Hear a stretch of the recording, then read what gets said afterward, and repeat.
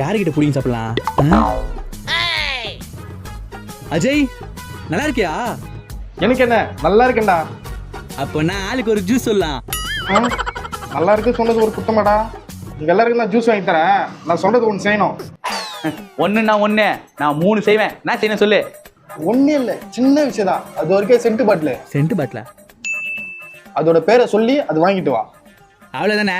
இப்ப பாரு எப்படி கெத்தா வாங்கிட்டு வரேன். எவ்வளவு அன்பா சொல்லி வாங்குறேன் பாரு ப்ரோ. கூட்டி கூடுறா. நான் சொன்னேன்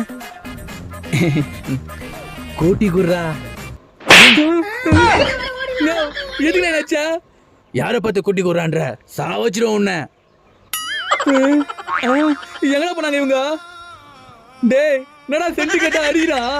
இங்க பாடுறா.